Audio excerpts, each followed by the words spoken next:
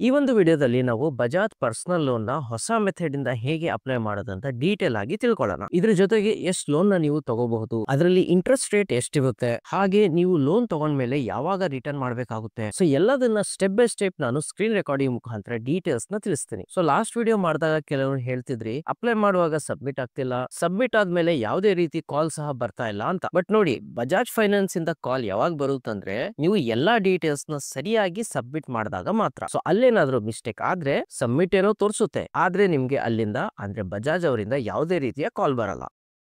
So ಅದಕ್ಕೆ ಈ ಒಂದು ವಿಡಿಯೋನ ಎಲ್ಲೂ ಸ್ಕಿಪ್ ಮಾಡದೆ ಕೊನೆ ತನಕ ನೋಡಿ. ಸೊ ಈ ರೀತಿ ಮಿಸ್ಟೇಕ್ಸ್ ಆಗ್ತಿರೋದ್ರಿಂದಾನೇ ನಾ ಈ ಟಾಪಿಕ್ ಮೇಲೆ ಇನ್ನೊಂದು ವಿಡಿಯೋ ಮಾಡ್ತಿರೋದು. ಸೊ ಎಲ್ಲೂ ಸ್ಕಿಪ್ ಮಾಡದೆ ಬನ್ನಿ, ಸ್ಕ್ರೀನ್ ರೆಕಾರ್ಡಿಂಗ್ ಮುಖಾಂತರ ಏನೆಲ್ಲ ಸ್ಟೆಪ್ಸ್ ಇದೆ, ಹೇಗೆ ಅಪ್ಲೈ ಮಾಡಬೇಕು ಎಲ್ಲದನ್ನ ತಿಳ್ಕೊಳ್ಳೋಣ.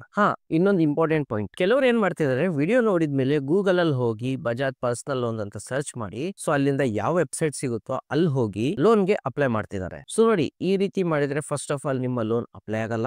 ಸೊ ಫೇಕ್ ವೆಬ್ಸೈಟ್ ಅಲ್ಲಿ ಹೋಗಿ ನಿಮ್ಮ ಎಲ್ಲಾ ಡೀಟೇಲ್ಸ್ ಹಾಕೋದ್ರಿಂದ ನಿಮ್ಮ ಪರ್ಸನಲ್ ಡೀಟೇಲ್ಸ್ ಹಾಗೂ ಬ್ಯಾಂಕ್ ಡೀಟೇಲ್ಸ್ ಸಹ ಅಲ್ಲಿ ಲೀಕ್ ಆಗುತ್ತೆ. ಸೊ ಅದಕ್ಕೋಸ್ಕರನೇ ನಾನು ಕರೆಕ್ಟ್ ಲಿಂಕ್ ನ ಡಿಸ್ಕ್ರಿಪ್ಷನ್ ಅಲ್ಲಿ ಕೊಟ್ಟಿರ್ತೀನಿ. ಸೊ ಅದನ್ನ ನೀವು ಕ್ಲಿಕ್ ಮಾಡಿ ಈಗ ಹೇಳುವಂತಹ ನೆಕ್ಸ್ಟ್ ಸ್ಟೆಪ್ಸ್ ನ ಫಾಲೋ ಮಾಡಿ, ಏನು ಪ್ರಾಬ್ಲಮ್ ಆಗಲ್ಲ. ಸೊ ಡಿಸ್ಕ್ರಿಪ್ಷನ್ ಅಲ್ಲಿ ಇರುವಂತಹ ಲಿಂಕ್ ನ ಕ್ಲಿಕ್ ಮಾಡಿದ್ರೆ ನಿಮ್ಗೆ ಈ ರೀತಿ ಒಂದು ಪೇಜ್ ಓಪನ್ ಆಗುತ್ತೆ. ಸೊ ಇಲ್ಲಿ ನೀವು ನೋಡಬಹುದು, ನೀವು ಸ್ಯಾಲರೈಸ್ಡ್ ಇರ್ಲಿ, ಸೆಲ್ಫ್ ಎಂಪ್ಲಾಯ್ಡ್ ಇರ್ಲಿ, ನೀವು ಲೋನ್ ಗೆ ಅಪ್ಲೈ ಮಾಡಬಹುದು. ಸೊ ಲೋನ್ ಅಪ್ಲೈ ಮಾಡೋ ಪ್ರೊಸೆಸ್ ಸಿಂಪಲ್ ಆಗಿದೆ. ನೆಕ್ಸ್ಟ್ ಅದನ್ನ ನಿಮ್ಗೆ ತಿಳಿಸ್ಕೊಡ್ತೀನಿ. ಸೊ ಅದ್ರ ಮುಂಚೆ ಇಲ್ಲಿ ನೀವು ಕೆಳಗಡೆ ಬಂದ್ರೆ EMI ಕ್ಯಾಲ್ಕುಲೇಟರ್ ನಿಮ್ಗೆ ಸಿಗುತ್ತೆ. ಅಂದ್ರೆ ನೀವು ಎಷ್ಟು ಲೋನ್ ತಗೊಳ್ತಿರಲ್ಲ ಅಷ್ಟಿಗೆ ಎಷ್ಟು EMI ಕಟ್ಟಬೇಕಾಗುತ್ತೆ, ಎಷ್ಟು ತಿಂಗಳಿಗೆ ನಾವು ಲೋನ್ ತಗೊಂಡ್ರೆ ಎಷ್ಟು EMI ಕಟ್ಟಬೇಕು, ಅದರ ಇಂಟ್ರೆಸ್ಟ್ ಪರ್ಸೆಂಟೇಜ್ ಎಷ್ಟಿರುತ್ತೆ ಎಲ್ಲ ನಿಮ್ಗೆ ಇಲ್ಲೇ ಕ್ಯಾಲ್ಕುಲೇಟ್ ಮಾಡ್ಕೋಬಹುದು. ನೀವು ಲೋನ್ ನ 1 ವರ್ಷ 2 ವರ್ಷ ಎಷ್ಟು ವರ್ಷದ EMI ಕಟ್ತೀರಾ ಅದನ್ನ ಇಲ್ಲಿ ಸೆಲೆಕ್ಟ್ ಮಾಡಿದ್ರೆ ನಿಮ್ಗೆ ಎಷ್ಟು ಲೋನ್ ಬೀಳುತ್ತೆ ಎಲ್ಲ ಅಲ್ಲಿ ಡೀಟೇಲ್ ಗೊತ್ತಾಗುತ್ತೆ.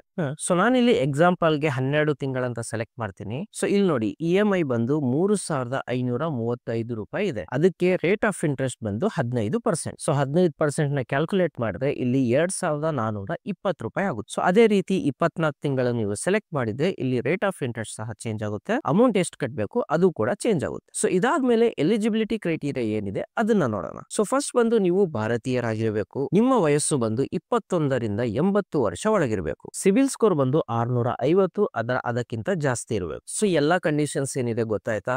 ಈಗ ಅಪ್ಲೈ ಮಾಡೋದು ಹೇಗೆ ಅಂತ ಬನ್ನಿ ನೋಡೋಣ. ಸೊ ಅದಕ್ಕಿಲ್ಲಿ ಮೊದಲು ಎಷ್ಟು ಅಮೌಂಟ್ ನಿಮ್ಗೆ ಲೋನ್ ಬೇಕಲ್ಲ ಅದನ್ನ ಇಲ್ಲಿ ಸೆಲೆಕ್ಟ್ ಮಾಡಿ, ಅದಾದ್ಮೇಲೆ ಎಷ್ಟು ತಿಂಗಳಲ್ಲಿ ನೀವು ರಿಟರ್ನ್ ಮಾಡ್ತೀರಾ ಅದನ್ನ ಇಲ್ಲಿ ಸೆಲೆಕ್ಟ್ ಮಾಡ್ಕೊಳ್ಳಿ. ಅದಾದ್ಮೇಲೆ ಅಪ್ಲೈ ಮೇಲೆ ಕ್ಲಿಕ್ ಮಾಡಿ. ಇಲ್ಲಿ ನಿಮ್ಮ ಮೊಬೈಲ್ ನಂಬರ್ ಕೇಳುತ್ತೆ, ಅದನ್ನ ಕೊಟ್ಟು OTP ನ ಸಬ್ಮಿಟ್ ಮಾಡಿ. ಇದಾದ್ಮೇಲೆ ಇಲ್ಲಿ ಒಂದು ಪೇಜ್ ಓಪನ್ ಆಗುತ್ತೆ. ಇಲ್ಲಿ ನಿಮ್ಮ ಪರ್ಸನಲ್ ಡೀಟೇಲ್ಸ್ ನ ಕೊಡ್ಬೇಕು. ಸೊ ಇಲ್ಲಿ ತುಂಬಾ ಜನ ಮಿಸ್ಟೇಕ್ ಮಾಡ್ತಿರೋದು, ನಿಮ್ಮ ಹೆಸರು ಪ್ಯಾನ್ ಕಾರ್ಡ್ ಅಲ್ಲಿ ಏನಿರುತ್ತಲ್ಲ ಅದನ್ನೇ ಕೊಡಿ. ಸ್ಪೆಲ್ಲಿಂಗ್ ಮಿಸ್ಟೇಕ್ಸ್ ಇರ್ಲಿ ಅಥವಾ ಎಲ್ಲಾದ್ರೂ ಇನಿಷಿಯಲ್ ಇದ್ರೆ ಅದನ್ನ ಮಿಸ್ ಮಾಡಕ್ ಹೋಗ್ಬೇಡಿ. ಪ್ಯಾನ್ ಕಾರ್ಡ್ ಅಲ್ಲಿ ನಿಮ್ ಹೆಸರು ಏನಿರುತ್ತೋ ಆ ಹೆಸರನ್ನೇ ಇಲ್ಲಿ ಕೊಡಿ. ಅದಾದ್ಮೇಲೆ ನಿಮ್ಮ gender, date of birth, PAN card number ಹಾಗೂ ನೀವು ಇರುವಂತಹ ಏರಿಯಾ ಪಿನ್ ಕೋಡ್ ಎಲ್ಲಾ ಡೀಟೇಲ್ಸ್ ನ ಇಲ್ಲಿ ಫಿಲ್ ಮಾಡಿ. ಅದಾದ್ಮೇಲೆ ಈ 2 ಟಿಕ್ ಮೇಲೆ ಕ್ಲಿಕ್ ಮಾಡಿ ಕಂಟಿನ್ಯೂ ಕೊಡಿ. ಸೊ ಇದು ಬಂದು ಪರ್ಸನಲ್ ಡೀಟೇಲ್ಸ್. ಈಗ ಎಂಪ್ಲಾಯ್ಮೆಂಟ್ ಡೀಟೇಲ್ಸ್ ನ ಹಾಕೋಣ. ಇಲ್ಲಿ ಕಂಟಿನ್ಯೂ ಕೊಡಿ. ಇಲ್ಲಿ ಯಾವ ಬ್ಯಾಂಕ್ ಅಲ್ಲಿ ನಿಮ್ಮ ಅಕೌಂಟ್ ಇದೆ ಆ ಬ್ಯಾಂಕ್ ನ ಸೆಲೆಕ್ಟ್ ಮಾಡಿ. ನೆಕ್ಸ್ಟ್ ಇದನ್ನ ಟಿಕ್ ಮಾಡಿ ಗೆಟ್ OTP ಅಂತ ಕೊಡಿ. ಇಲ್ಲಿ ಒಂದು ನಿಮ್ಮ ನಂಬರ್ ಗೆ OTP ಬರುತ್ತೆ, ಅದನ್ನ ಹಾಕಿ ಪ್ರೊಸೀಡ್ ಕೊಡಿ. ಇಲ್ಲಿ ಇದನ್ನ ಟಿಕ್ ಮಾಡಿ ಅಪ್ರೂವ್ ಕೊಡಿ. ಇಲ್ಲಿ ನಿಮ್ಮ ಆಫೀಸ್ ಅಡ್ರೆಸ್ ನ ಕೊಡಬೇಕಾಗುತ್ತೆ. ಸೊ ನೀವು ಒಂದು ಆಫೀಸ್ ಅಲ್ಲಿ ವರ್ಕ್ ಮಾಡ್ತಿದ್ದೀರಾ ಅಂದ್ರೆ ಆ ಅಡ್ರೆಸ್ ನ ಇಲ್ಲಿ ಹಾಕಿ. ಇಲ್ಲಪ್ಪ ನೀವು ಸೆಲ್ಫ್ ಎಂಪ್ಲಾಯ್ಡ್ ಇದ್ದೀರಾ, ನಿಮ್ದೊಂದು ಓನ್ ಶಾಪ್ ಇದೆ, ಇಂತಹ ಕೇಸಸ್ ಅಲ್ಲಿ ನೀವು ಶಾಪ್ ಅಡ್ರೆಸ್ ನ ಕೊಡಬೇಕಾಗುತ್ತೆ. ಸೊ ಅದೇ ನೀವು ಮನೆಯಿಂದಾನೇ ಕೆಲಸ ಮಾಡ್ತಿದ್ದೀರಾ, ಯಾವುದೇ ರೀತಿಯ ಶಾಪ್ ಇಲ್ಲ,